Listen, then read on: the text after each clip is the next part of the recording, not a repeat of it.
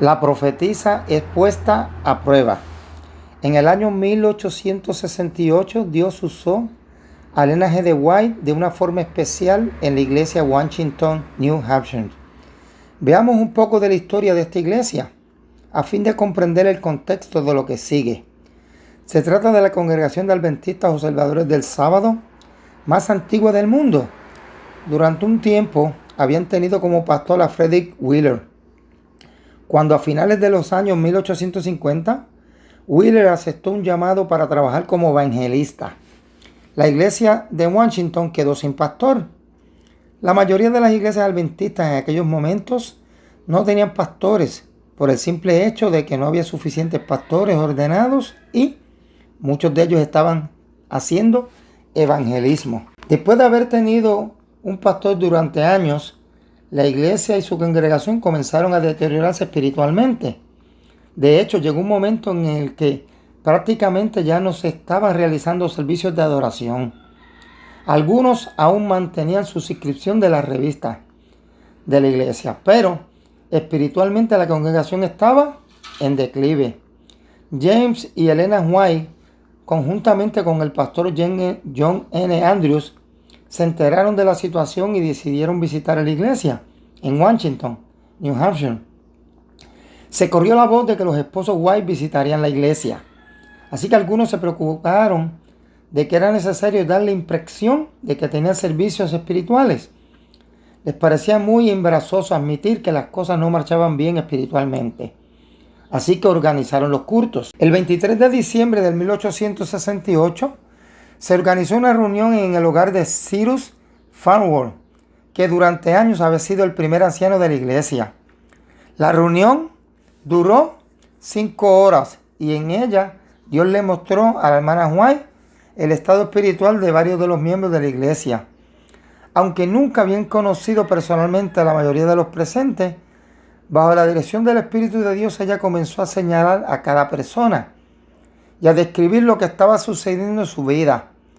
Algunos recibieron mensajes de aliento, pues se habían dicho cosas negativas entre ellos, y la señora White trató de animarlos y compartió con ellos otros asuntos que le fueron revelados.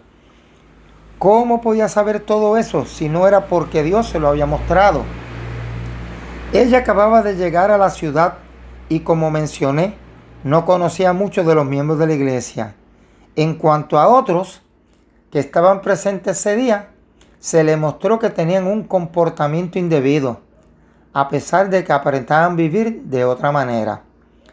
Sentado en el lugar, en la parte delantera del salón, se encontraba Eugene Farnworth, un joven que era sobrino de Cyrus.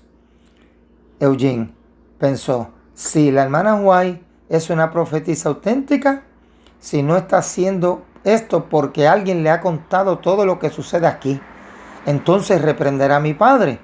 Se refería a William Farnworth, el hermano mayor de Cyrus. Eugene sabía algo que muchos desconocían, que William Farnworth estaba otra vez consumiendo tabaco. Él aseguraba que había renunciado a este hábito, pero la realidad es que continuamente haciéndolo.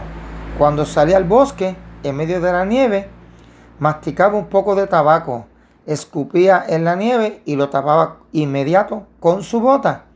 Su hijo Eugene, que trabajaba con él en el bosque, lo había visto.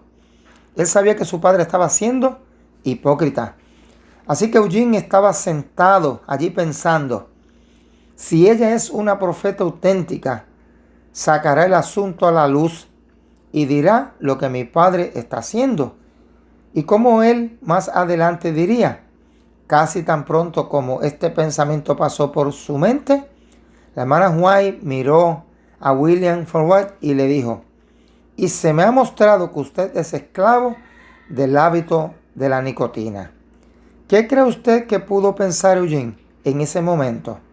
¿Que el espíritu de profecía no era relevante o que no era digno de confianza? Por supuesto que no. Por el contrario, estaba muy sorprendido porque acababa de pensar que eso era exactamente lo que la hermana White diría si realmente era una profeta de Dios. Yo no sé usted, pero la mayoría de nosotros abrigamos un par de cosas en nuestra vida por las que podríamos ser señalados frente a todos en la iglesia.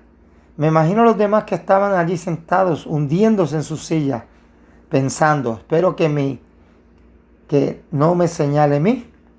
Como resultado de aquella reunión se produjo un reavivamiento. Todos vivían en una pequeña comunidad agrícola. Muchos miembros de la iglesia se habían estafado entre sí en los negocios, pero después de esa reunión pidieron perdón y se comprometieron a actuar correctamente. Cuando todos arreglaron sus cuentas con Dios y con los demás, el día de Navidad, el 25 de diciembre de 1868, James y hermana White y el pastor Andrew comenzaron a trabajar con los jóvenes, animándolos a entregar sus corazones al Señor. 13 jóvenes se entregaron al Señor ese día y también otros 5 personas que no estaban allí, pero que se enteraron después de lo ocurrido. El reavivamiento atrajo a 18 jóvenes. 12 de ellos decidieron ser bautizados ese mismo momento, a pesar de que estaban en pleno invierno. Hicieron un agujero en el hielo en las inmediaciones de Millen Pond para que los 12 jóvenes pudieran ser bautizados. Los otros 6 esperaron hasta la primavera para ser bautizados. Alguien hizo seguimiento de lo que hicieron esos 18 jóvenes que entregaron sus corazones al Señor durante ese reavivamiento en el año 1868. 9 de ellos se convirtieron en obreros de la iglesia, bien sea como pastores, maestros, obreros bíblicos o enfermeras. Hasta donde se sabe, todos se mantuvieron firmes en la iglesia durante el resto de sus vidas.